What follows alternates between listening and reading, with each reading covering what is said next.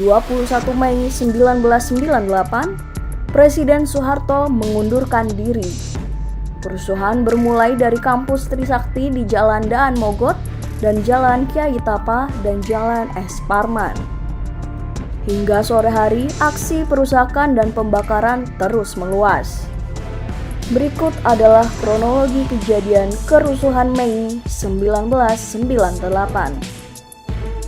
Sekitar pukul 11.30, massa sudah berdiam dan berkumpul di area sekitar kampus hingga akhirnya bergerak pada pukul 11.30. Massa adalah mahasiswa Trisakti. Beberapa teman Trisakti sempat gugur karena ditembak mati akibat aksi damai meminta reformasi. Sebelum bergerak, mahasiswa melakukan aksi berkabung untuk mengenang teman mereka yang gugur. Sekitar pukul 12.00, terjadi pembakaran truk sampah di dekat Jalan Layang.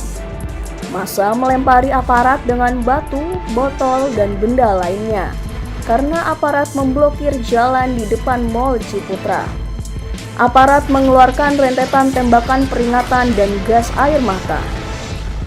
Massa sempat mundur, namun kembali mengamuk dengan membakar dan merusak gedung serta mobil yang berada di Jalan Daan Mogot.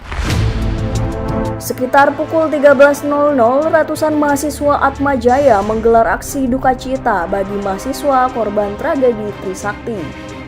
Berlangsung di Ben Hill dan Semanggi, depan kampus Atmajaya, namun Polri membubarkan dengan gas air mata yang dibalas dengan lemparan batu oleh mahasiswa Atmajaya.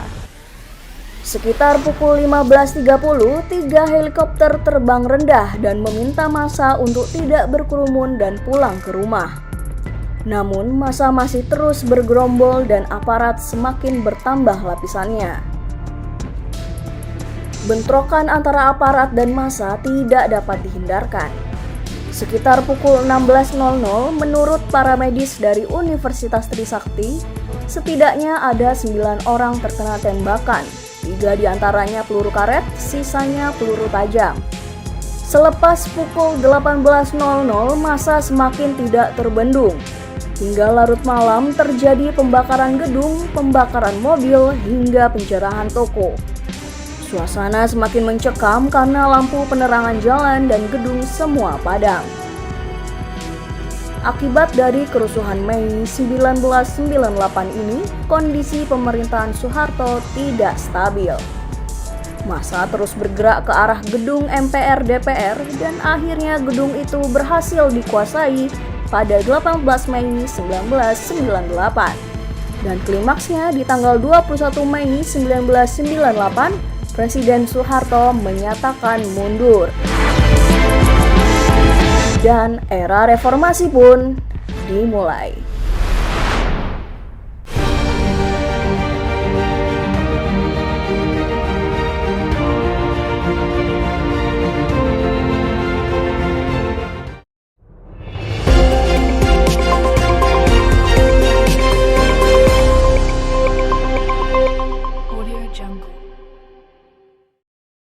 Selamat siang pemirsa, kembali lagi di siaran UIN News bersama saya Tiara Kusuma.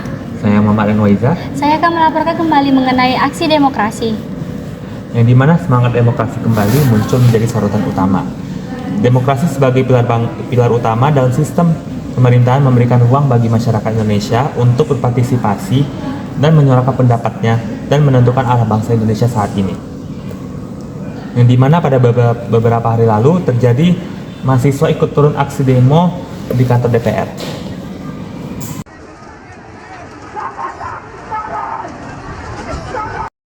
Baik, di sini ada beberapa rekan kami yang berada langsung di kampus 4 UIN Tuntungan Medan. Kepada Pipi Sapitri, kami persilahkan. Baik, terima kasih. Di sini saya Pipi Sapitri bersama saya Citra Aulia dari EKI 2C. Saya di sini mau bertanya nih ya, menurut kakak apa yang dimaksud dengan demokrasi? Demokrasi secara sederhana ialah sistem pemerintah yang dimana kekuasaan berada di tangan rakyat.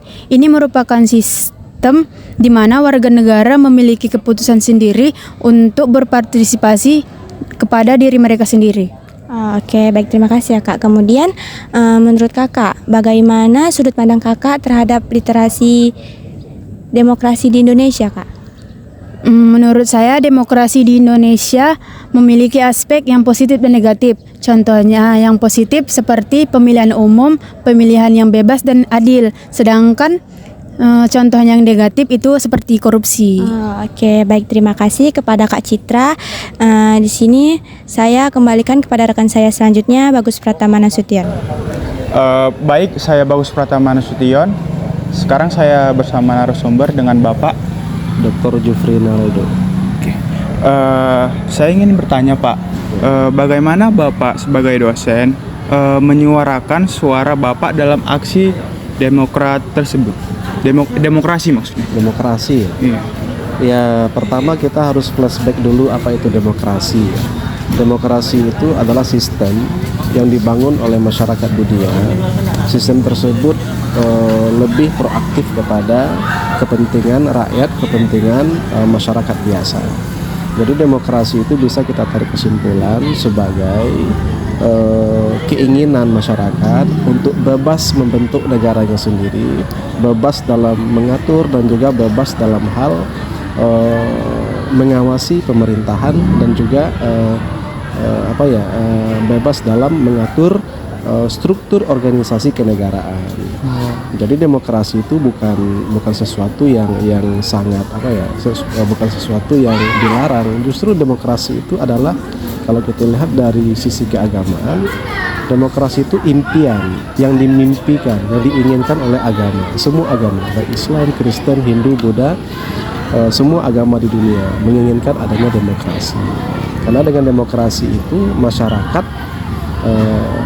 manusia merasa merdeka, memiliki kebebasan dalam hal berpendapat, kebebasan dalam hal bertanya, dan juga kebebasan dalam mengajukan kritik kepada pemimpin, baik itu pemimpin negara, pemimpin instansi, dan juga bahkan pemimpin di rumah tangga. Oke, pertanyaan selanjutnya. Jadi menurut Bapak, apakah mahasiswa yang tidak ikut demo itu dapat menyuarakan suara tersebut? Maksudnya ikut demo apa ya? Demokrasi apa demonstrasi? Demokrasi ya. Mahasiswa harus berdemokrasi juga. Bahwa mahasiswa itu bagian dari masyarakat. Mereka memiliki kemerdekaan dalam hal hak dan kewajiban. Jadi ketika seorang mahasiswa sudah menunaikan kewajibannya, maka dia pun berhak untuk menerima haknya. Jadi ketika haknya tidak disalurkan, maka mahasiswa tadi dia bisa mempertanyakan. Mahasiswa itu pun bisa bertanya langsung kepada pimpinan, bagaimana sih status hak dia itu gitu loh. Jadi pokoknya yang namanya demokrasi, semua manusia memiliki jiwa demokrasi, kemerdekaan. Baik, terima kasih kepada Bapak narasumber.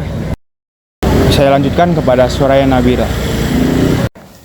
Baik, di sini saya Suraya Nabila Isma bersama narasumber dengan saudari Sri Wandari. Pertanyaannya, menurut kakak, bagaimana hak dan kewajiban kita sebagai warga negara dalam demokrasi? Menurut saya, hak sebagai warga negara dalam demokrasi tentunya kalau hak itu kita bisa mengeluarkan pendapat kita sebagai warga negara, juga bisa memilih keyakinan ataupun agama di Indonesia ini, karena di Indonesia ini bukan hanya satu agama tapi banyak. Nah, terus yang ketiga juga kita berhak memilih dan dipilih gitu sebagai warga negara. Nah, di balik hak itu juga kita punya kewajiban sebagai warga negara. Karena apa? Karena di balik kita punya hak, kita juga punya kewajiban. Tentunya kewajiban kita sebagai warga negara adalah mengikuti aturan atau hukum yang ada di Indonesia, juga menjadikan diri kita tuh sebagai warga yang baik gitu. Kayak kita mengikuti aturan tentang pemilihan umum, tentang aturan cara memilih, dan sebagai kita misalnya kita dipilih juga kita punya aturan juga gitu, kita nggak sembarangan. Pokoknya intinya kalau kita ingin hak kita terpenuhi, kita juga harus sadar akan kewajiban kita yang harus kita penuhi. Itu aja. Baik, terima kasih Kak. Demikian yang saya laporkan saat ini. Saya Surana Blaisma pamit undur diri. Sekian, terima kasih. Demikian yang saya laporkan saat ini. Saya Muhammad Waiza Saya Tiara Kusuma. dan segenap kru pamit undur diri. Terima kasih. Selamat siang dan sampai jumpa kembali.